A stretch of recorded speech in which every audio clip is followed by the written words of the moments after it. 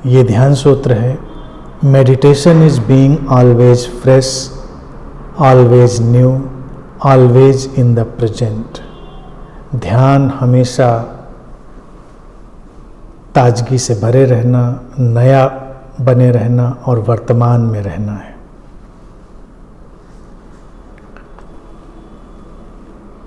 ध्यान का ये परिणाम है और वही ध्यान भी है। ध्यान में कई बार जो मार्ग होता है वही मंजिल भी होती है। तो जो सूत्र कह रहा है वो परिणाम भी है, ध्यान का ढंग भी है और ध्यान में प्रवेश करने का मार्ग भी है, द्वार भी है। हमको हमेशा फ्रेश, जीवंत, तरोताज़ा बने रहना है। हमको हमेशा वर्तमान में रहना है। ये वर्तमान में रहना, जीवंत बने रहना और नया बने रहना, इससे सुंदर कोई बात नहीं होती। और एक बार जब इसे समझ लिया जाता है तो ये अपने ऊपर ही लागू नहीं होती, ये सबके ऊपर और पूरे जगत पर भी लागू होती है। उस घटनाक्रम में इतना बदलाव आता है कि हम सोच भी नहीं सकते। जीवंत बने रहने का क्या परिणाम होता है? जब आप जीवंत बने रहते हैं, फ्रेश बने रहते हैं, तो आप जीवन के प्रति पूरी तरह खुले हुए और पूरी तरह प्रत्युत्तर देने वाले होते हैं। और ये जो जीवंतता है, ये आंतरिक गुणवत्ता है, अंदर से निकलती है तो हमारे मन और शरीर के ऊपर भी आती है। मन और शरीर कम बोझिल होता है।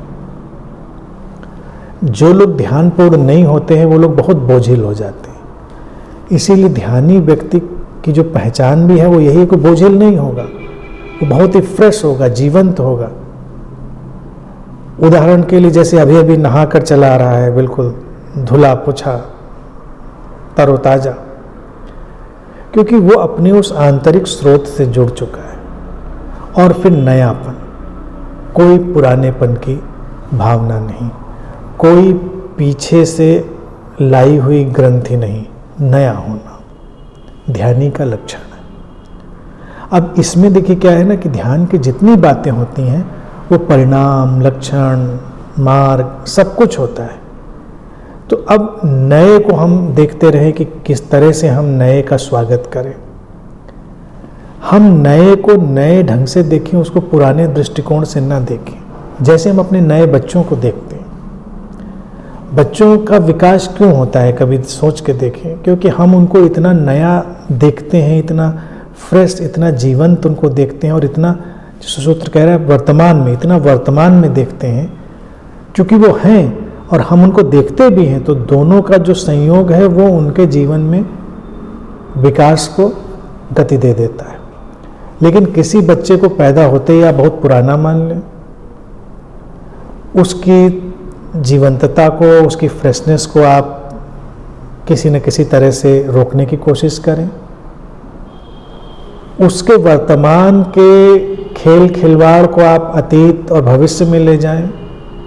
कभी सोचिए, बच्चा रेत का घर बना रहा, आप उसको समझाने लगें कि अब अगले साल इसका क्या होगा, जरा इस पे भी विचार करना है इसको बनाते समय। या जब वो रेत का घर कहीं बना रहा हो नदी किनारे, समंदर किनारे, तब उसको ये भी आप समझाने की कोशिश करें, और जो पहले के तुमने बनाए थे उनके बारे में भी ध्यान रखना।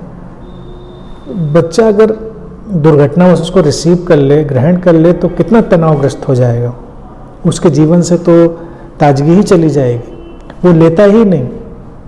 आप अगर उसको बोलते भी हैं तो उसकी प्रोग्रामिंग ऐसी है, उसको भी ये सब चीज़ें पकड़ में नहीं आती, इसीलिए उसके अंदर वो उल्लास दिखता है। तो वो घटना हम अपने ऊपर, अपने जीवन पर क्यों नहीं ले आते हैं, कभी सोच कर देखें।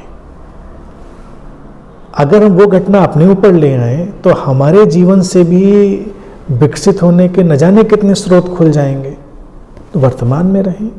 अतीत था, गया सो गया, भविष्य आएगा सो आएगा, देखा जाएगा। इतना न तो परेशान होने की बात है, न दुखी होने की, न अपराध बोध में जाने की। अतीत से तो हम अपराध बोध ही लेते हैं या दुश्चिंताएं लेते हैं, भविष्य को लेकर हम तमाम किस्म के आशंकाएं और परेशानियां पाल लेते हैं। ऐसा नहीं हुआ तो क्या होगा, वैसा नहीं हुआ तो क्या होगा। अतीत कहिए कि ऐसा हुआ होता, वैसा हुआ होता। एक बच्चे को देखें, वो कब परवाह करता है कि ऐसा हुआ होता, वैसा हुआ होता। जो है सो है सामने, इसीलिए वो खुश है और जीवंत है। तो ये एटीट्यूड, ये ढंग हम अपने भीतर भी लाएं, वही ध्यान भी बनेगा। ध्यानी भी कभी ये नहीं सोचता कि अतीत में क्या अज्ञान था, क्या मूढ़ता थी, क्या चीज़ें थीं, और वो ये भी नहीं सोचता कि भविष्य में क्या ज्ञान का प्रकाश होगा, क्या चमक होगी, क्या प्रसिद्धि होगी। नहीं, अभी जो समझना है अभी, और अभी उसका परिणाम। और नएपन में, नएपन की जो बात है वो ये कि अतीत के चश्मे से हम अभी के इस क्षण को नहीं आंक रहे हैं, और ये अपने आप को भी आज़ादी देने जैसा है। हालांकि इसमें प्रश्न लोग कहेंगे कि अगर किसी ने कोई अतीत में अपराध किया है तो क्या उसको आज हम नहीं देखें, भूल जाएं? तो ये काम कानून का है, समाज का है, वो कानूनी और सामाजिक प्रक्रिया अपना काम करेगी। लेकिन एक मनुष्य के नाते हम सचमुच में उसको उससे हटकर देख सकते हैं, क्योंकि कभी किसी कारणवश, जाने या अनजाने, अगर किसी से कोई अपराध भी हुआ है तो इस क्षण भी वो अपराधी ही नहीं है। इस क्षण उसके भीतर मनुष्य होने की कोई भी संभावना अपना काम कर रही है, हम जिसको जागृत कर सकते हैं। तो हम कई बार अपने से प्रश्न करें, समाज में भी हम इस प्रश्न को डाल सकते हैं कि किसी से जाने अनजाने अगर कोई अपराध हुआ तो हम उसको जीवन पर्यंत अपराधी ही बनाए रखना क्यों चाहते हैं? हम क्यों नहीं उसको नए ढंग से देखकर उसको एक बदले हुए मनुष्य के रूप में जीने का मौका दे सकते हैं? क्योंकि हम उसको उसी फ्रेम में ढालने की कोशिश करते हैं, इसीलिए समाज में जो जैसा है वैसा ही है। चोर चोर है, अपराधी अपराधी है, साधु साधु है, महात्मा महात्मा है। नहीं, यहाँ सब कुछ नया हो रहा है और सब कुछ जीवंत है। इसीलिए बच्चों के ऊपर देखिए कानून भी हम नहीं लगाते, क्योंकि हम कहते हैं उनका क्या अपराध, उनकी क्या गलती, वो तो उस क्षण के आवेश में उन्होंने जो भी किया किया।